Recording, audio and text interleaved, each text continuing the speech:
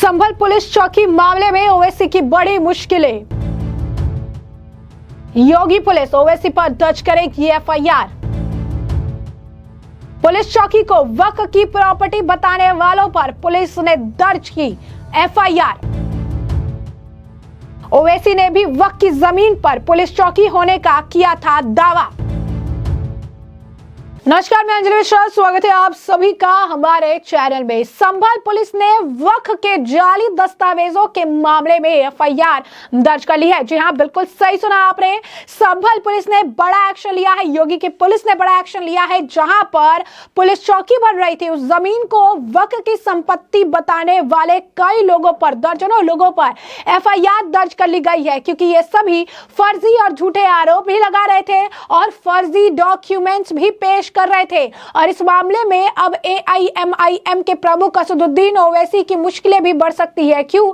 क्योंकि ओवैसी ने भी इस प्रॉपर्टी को, यानी जहां पर पुलिस चौकी बन रही है, उस प्रॉपर्टी को वक्फ की जमीन बताते हुए सोशल मीडिया पर पोस्ट किया था और बाकायदा इसे लेकर उन्होंने ये बात भी कही थी कि वक्फ की जमीन पर ही पुलिस चौकी बनाई जा रही है। ऐसे में ये पूरा माजरा क्या है, ये विस्तार से जान लेते हैं। तो संभल पुलिस ने वक्फ के जाली दस्तावेजों के मामले में एफआईआर दर्ज कर ली है। संभल में जामा मस्जिद के सामने पुलिस चौकी की जमीन पर वक्फ की प्रॉपर्टी होने का दावा किया गया था और इसी मामले की जांच संभल प्रशासन ने 3 सदस्यीय टीम से जो है करवाई थी, जिसके बाद उन्हें फर्जी करार कर दिया गया। अब संभल पुलिस ने प्रशासन की शिकायत के बाद अज्ञात के खिलाफ मामला दर्ज किया है।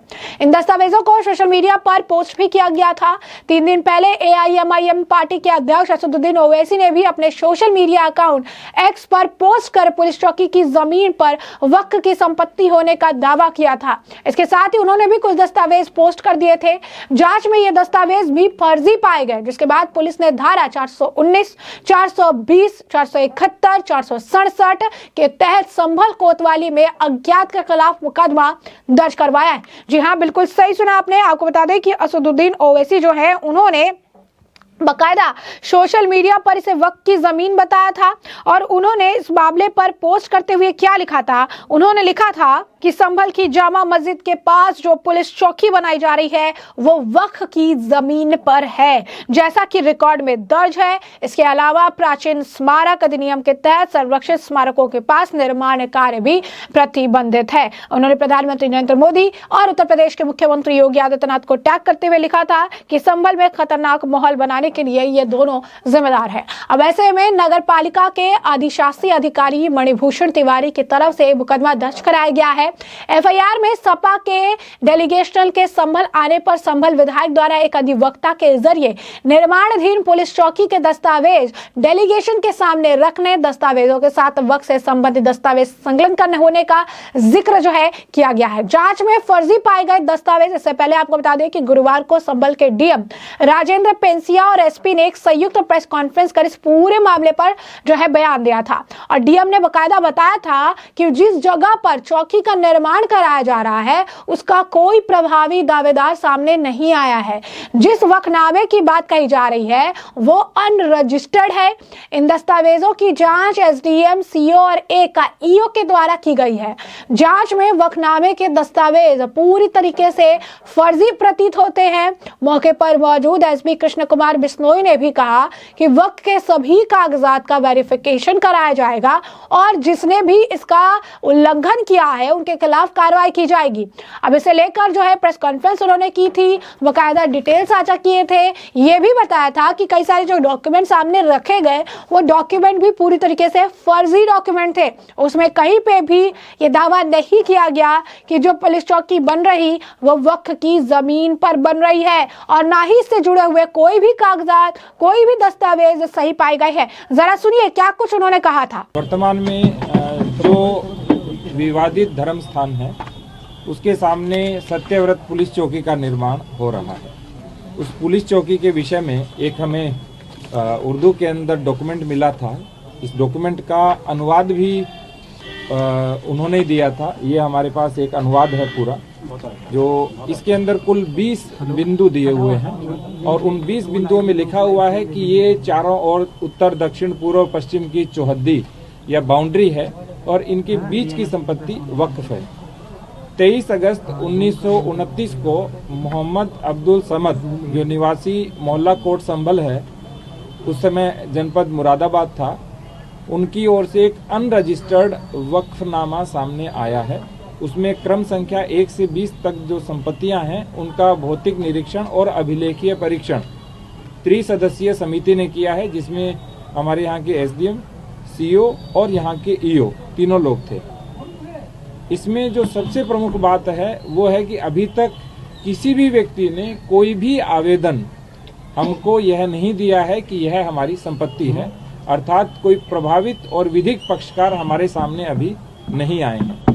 दूसरी बात, जिस स्थान की बात की जा रही है उस स्थान के अंदर जो संपत्ति कहते हैं दर्ज है वो 18, 19 और 20 संख्या पर है और वर्तमान में उस जगह की किसी भी प्रकार की कोई भी व्यक्ति वहां निवास करता है, उस नाम से कोई निवासित रहा है या वो गाटा संख्या जिसका उल्लेख किया गया है उसका किसी भी प्रकार से कोई भी साक्ष्य नहीं है। तीसरी बात, यहाँ कुछ जो क्रम संख्याएं मैं आपको दिखाऊंगा। हमने इस तरह से चौहदियों का निर्माण कराया, जो परीक्षण किया हमारी पूरी टीम ने।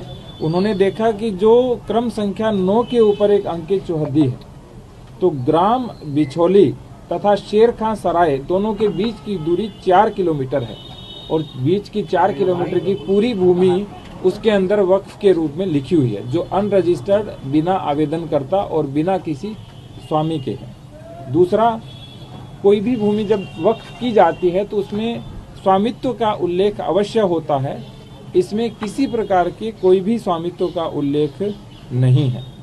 तीसरी बात, वर्तमान जो भूमि है वहाँ पर कोई मकान स्थायी अस्तित्व में नहीं है, किसी प्रकार के जो नाम दिए गए हैं उस प्रकार के नाम भी वर्तमान में अस्तित्व में नहीं है। तो इससे ये प्रश्न चिन्ह उठता है कि जिस भूमि की बात की जा रही है, जो वक्फ की गई है, उसकी वास्तविकता क्या है। किसी ने अभी इसके विषय में हमें अवगत नहीं कराया है। उस वक्फनामे को देखें तो जनपद संभल की हजारों बीघा भूमि का बैनामा कर दिया गया है, जबकि मोहम्मद अब्दुल समद की अपनी संपत्ति का उसमें कोई उल्लेख नहीं है। उस वक्फनामे में यह भी लिखा हुआ है कि अपनी संपत्तियां मदरसे के निर्माण हेतु दे रहा है। तो क्या कोई व्यक्ति हजारों बीघा भूमि मदरसे के निर्माण हेतु दे रहे हैं?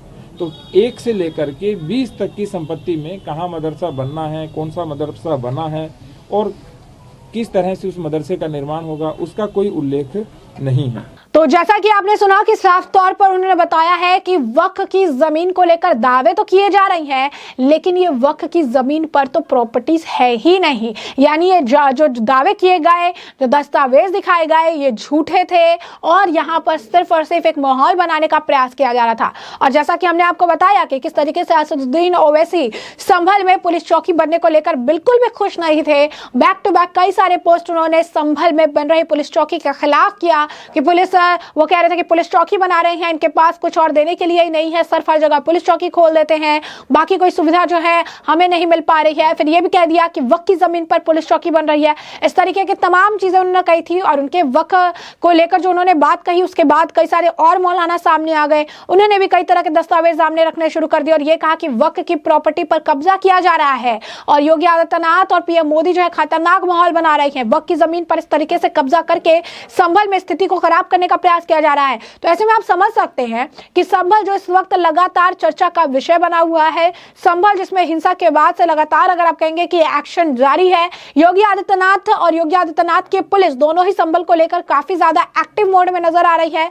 लगातार कार्रवाई की जा रही है, खुदाई भी जारी है और कई सारे ऐतिहासिक चीजों से भी अब पर्दा उठता नजर आ रहा है, चाहे वो कई साल पुरानी बावड़ी हो या फिर 50 साल पुराना मंदिर हो, सभी से पर्दा अब संभल में उठता नजर आ रहा है। और इस बीच अब वक्फ को लेकर झूठे और फरेबी दावे पर अब पुलिस भी और ज्यादा चौकन्ना हो गई है और योगी पुलिस लगातार वक्फ को और साथ ही साथ पुलिस चौकी को लेकर झूठ फैलाने वाले लोगों पर सख्त कार्रवाई करती नजर आ रही है। तो ऐसे में हमने आपको जो पूरा मामला है विस्तार से बताया है कि ये पूरा मामला क्या है। इस मामले पर अब आपकी भी जो राय हो हमें कमेंट सेक्शन में कमेंट करके जरूर से जरूर साझा करिएगा।